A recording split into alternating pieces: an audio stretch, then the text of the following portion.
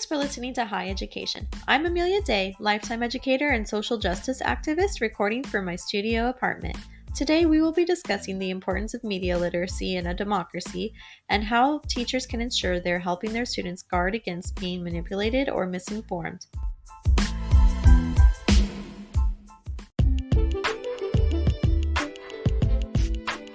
Why is media literacy important to a democracy? I think we're all becoming aware of the importance of media literacy, especially when it comes to a democracy. A democracy needs an informed population, which is why Rosenblatt, my educational hero, has stated that a literate population is essential component of a democracy.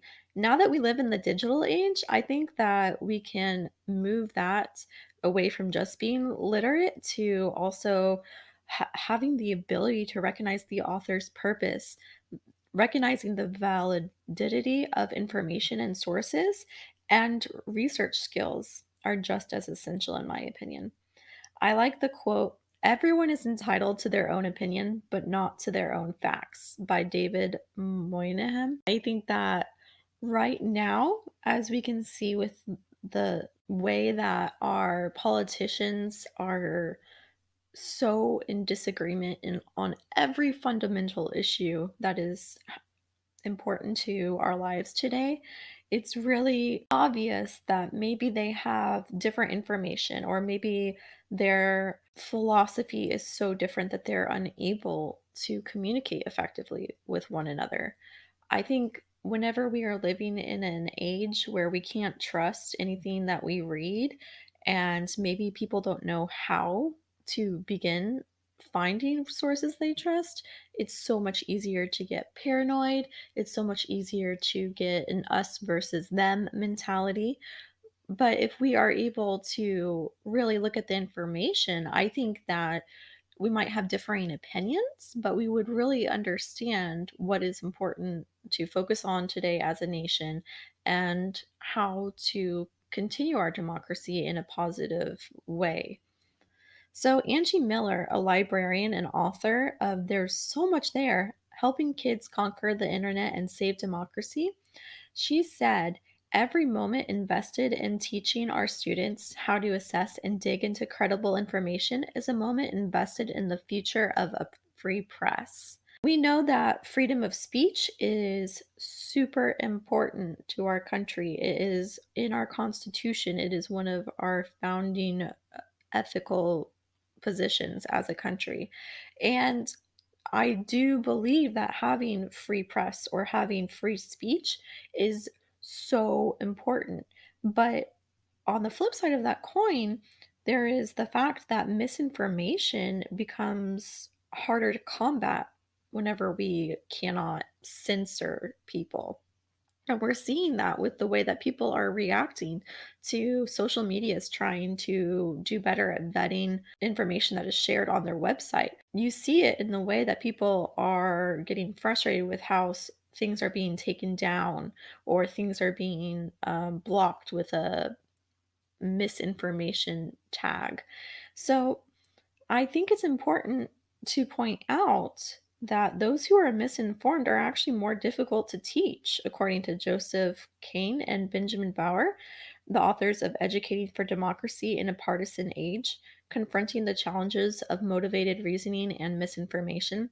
So they explain that the misinformed are confident that they're correct and resist factually correct information when presented to them in a debate or in class.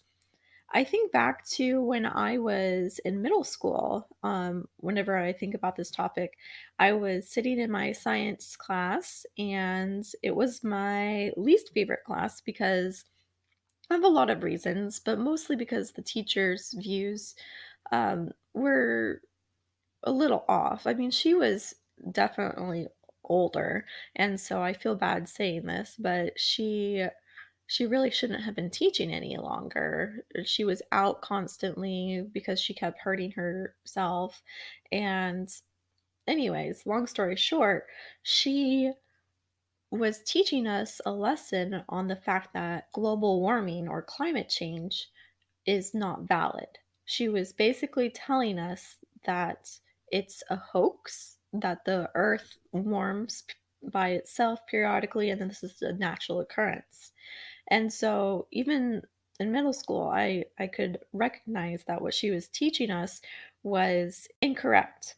And it made me angry because here she was in an authority position, and she was giving misinformation to her students. Now, when I was in middle school, we were just now or just then really beginning to use the internet as an educational tool. Before then, we had computers, but we mostly used Word document and other things like that to help us with our school product projects. But now, in the middle school years of my life, I was mm, using the internet as a way to kind of teach myself what I thought was important to know. The fact that I was able to recognize misinformation being provided to me at that age was really good, but not necessarily everyone in the class was able to, which is what angered me. And moving that position to the eyes of our young students who are trying to do research for the first time on computers using the internet and other sources like that, I think it's very important to recognize the necessity of guarding them from misinformation. And as teachers, we only have so much ability to do this because they are on social media platforms and we cannot control what they see on there. So, I really want to point out that social media does little to ensure that what hosting is valid. I learned in The Social Dilemma, which is a documentary which you can see on Netflix, that fake news is shared 6 times more often on Twitter than real news. And that's just because of the fact that these social media platforms and even our search engines are a tool that we use, but we are not paying to use this tool. So we have to think about their purpose. Why are they allowing fake news to be such a bad part of their community? A lot of them, like a lot of the CEOs, have spoken about the fact that they are trying to shield First Amendment rights, or that it's not their responsibility to ensure that everything that's posted on their website is factually correct. I mean, if you look at how much is shared on Facebook every single day, it can be rather daunting to think about having to go through and look at every single post to make sure that it's correct. So at some level I don't blame them, but at another level, the fact that they're creating their money through the use of advertisements that are directly connected to fake news tells me that they don't care about the erosion of our democracy. And so we really need to be aware of where our young people are getting their information and how there's very little ensuring that what information they're exposed to is accurate or truthful. So I think we're all becoming more aware of this issue as a population through things like the social dilemma and other prominent figures speaking out about it. But I think it's important to state the difference in beliefs regarding factual knowledge and the fact that they aren't merely the product of ignorance, but the deliberate distribution of misinformation by some politicians, political organizations, and interest groups.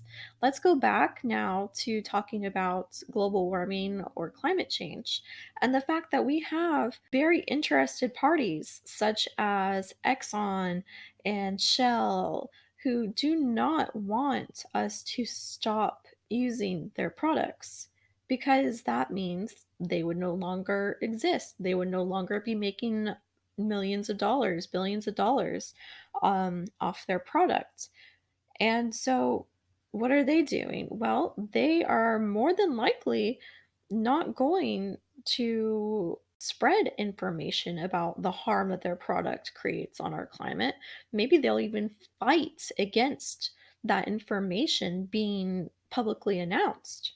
I mean, I think that we were just really becoming aware of the impact we were having early into my education, and I have very little optimism in our ability to change quickly enough to fight climate change if we do not educate our population on the biases of where we're getting our information. So, like I was saying, these big oil companies are not going to tell us that their product is hurting us, and they're not going to encourage that information gets spread very quickly and easily.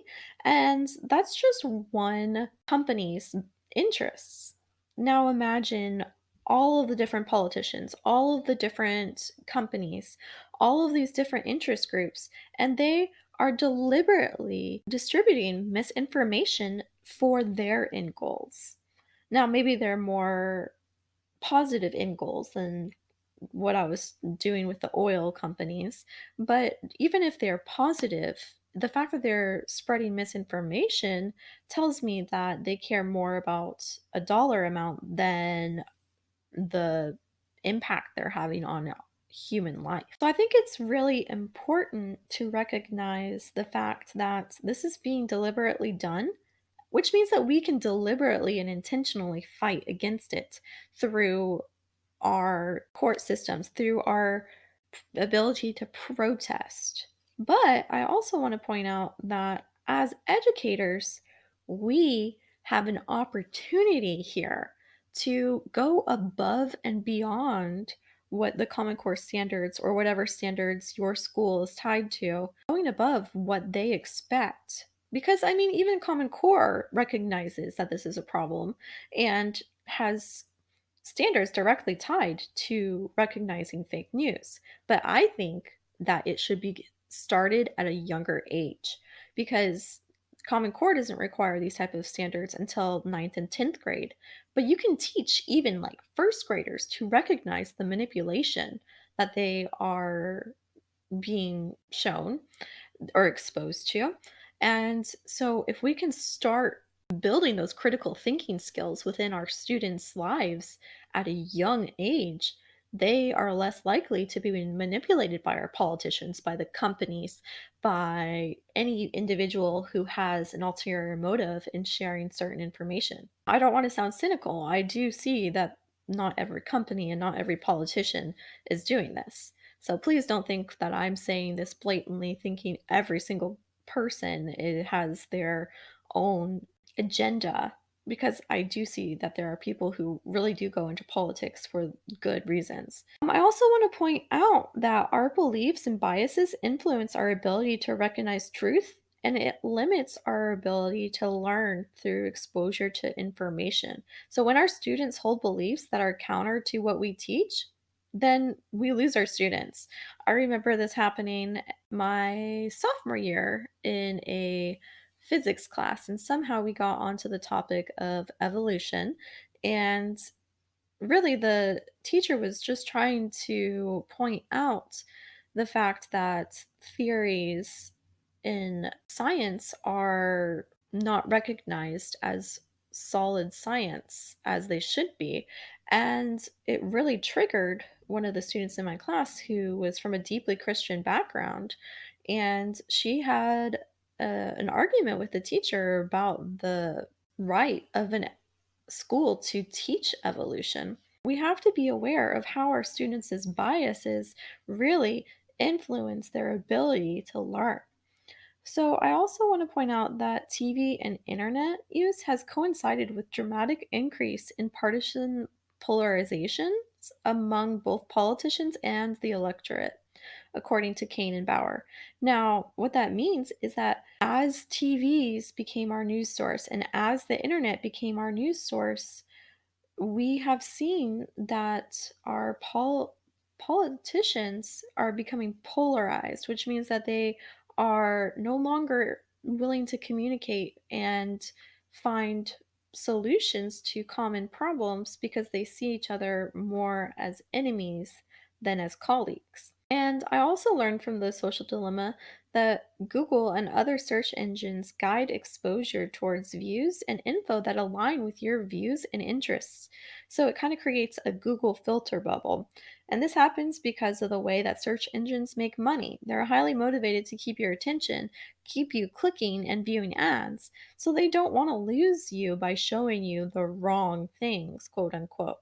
So, really, if you're using Google for all of your information, if you're using Facebook for all of your news, then you are getting a very different worldview than if you were to go to unbiased, uninterested parties. So that's why I think that media literacy is important to democracy and why it's important for educators to focus on this topic heavily, no matter if you're teaching kindergarten or if you're teaching graduate students.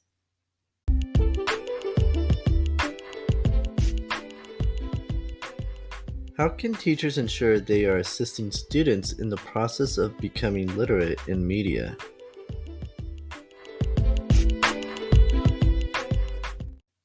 So, in this segment, I'm going to be throwing a bunch of ideas at you about how you can assist students in the process of becoming literate in different medias. So, if this is a lot of information that's new to you. It might seem like a lot.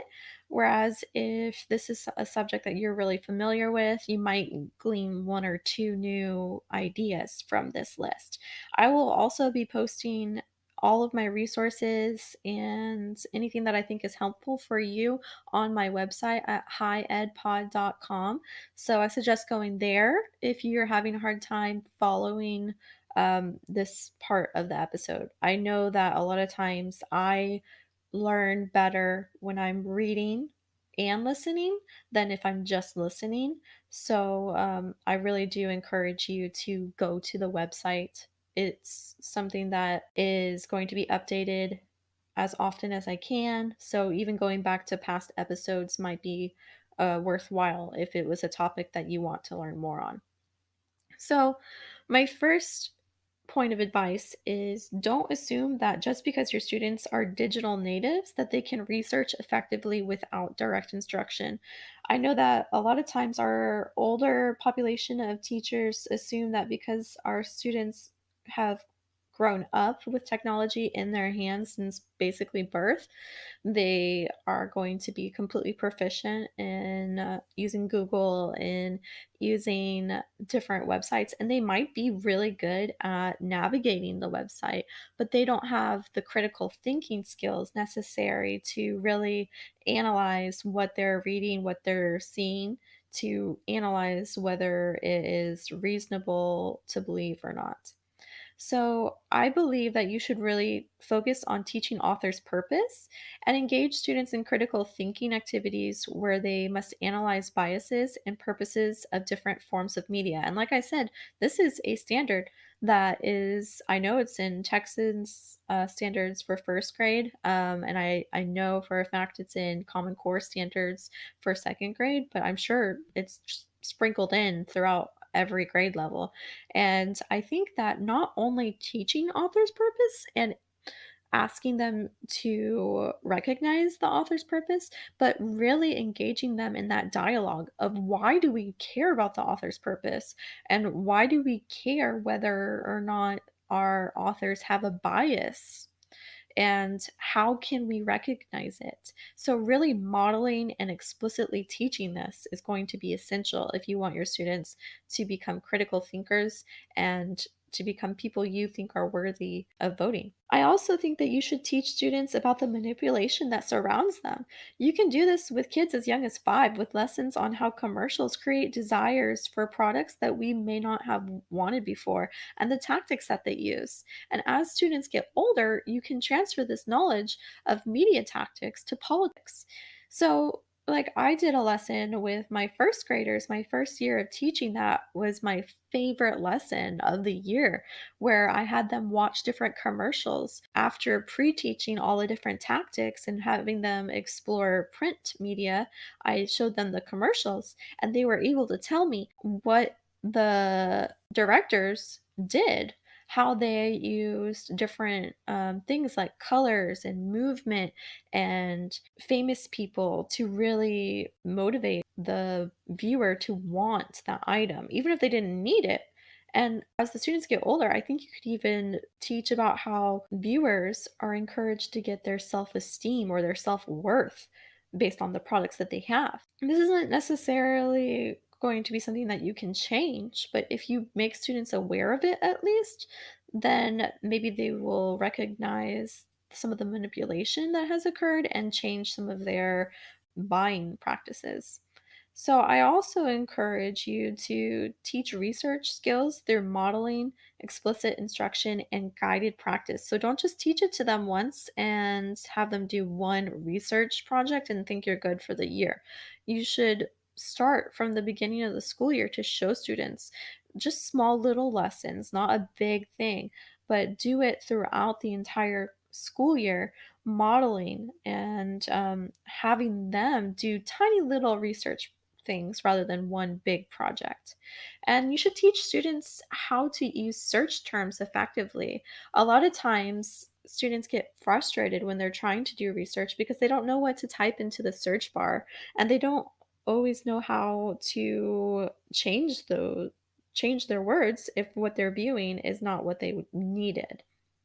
So, teaching them how to use a thesaurus to really find key terms, teaching them how to use their background knowledge on a topic to research is going to be important.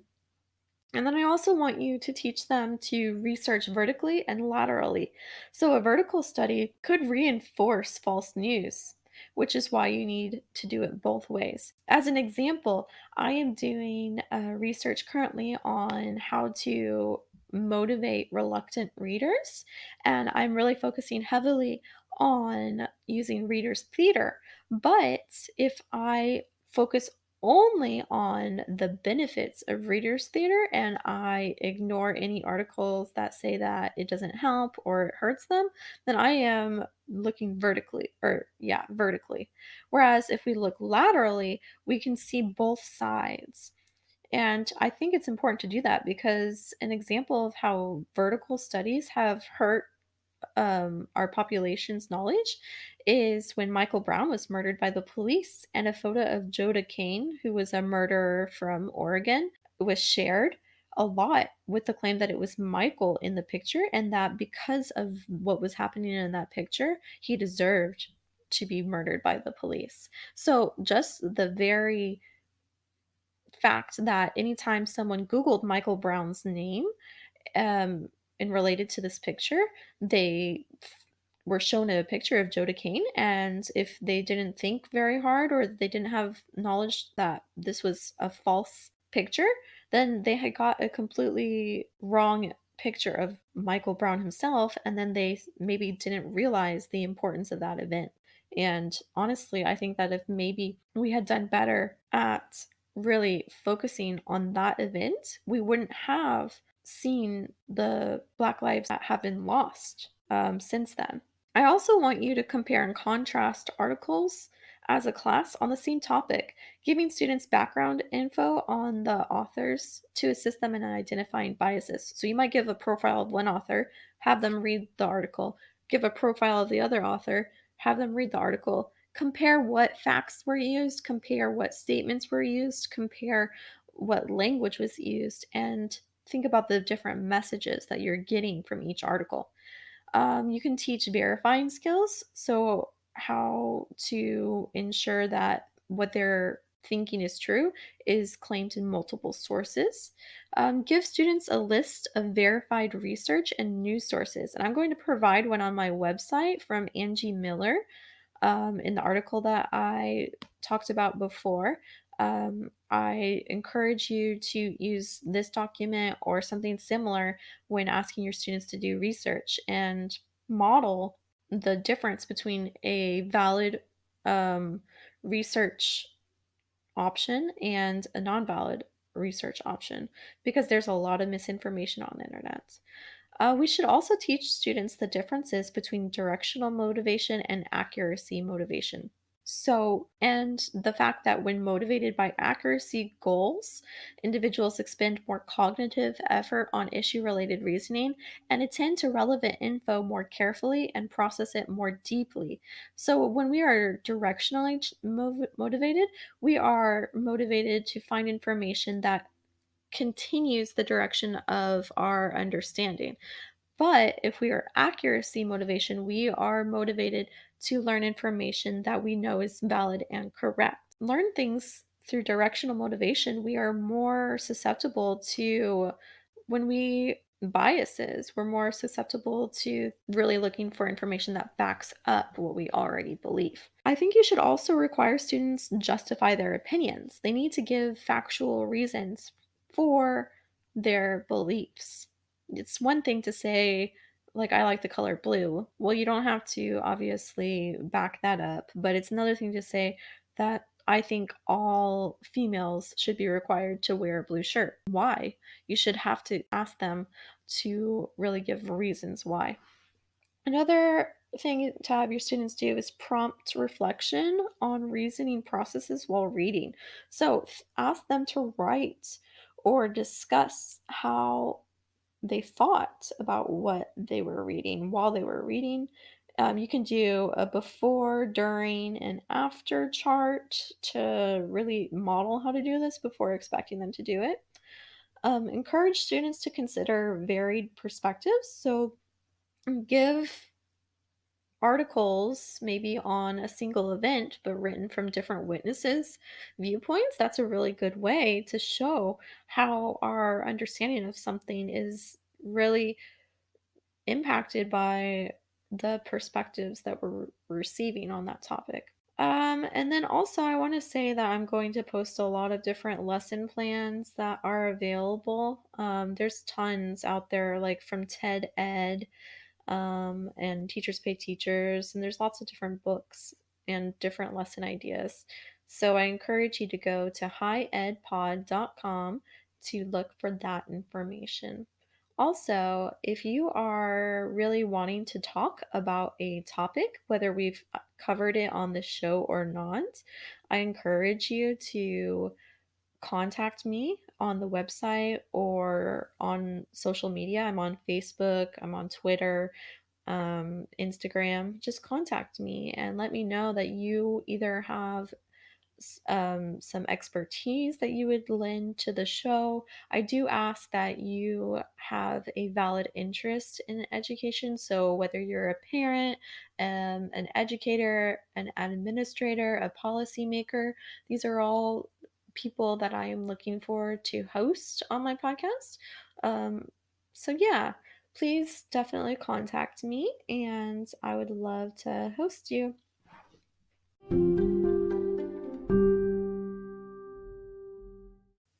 If you enjoyed what we talked about, be sure to like and subscribe to wherever you listen to podcasts. Proceeds from this episode will be donated to Save the Children. You can learn more about how you can support us and what we talked about today by visiting us at highedpod.com.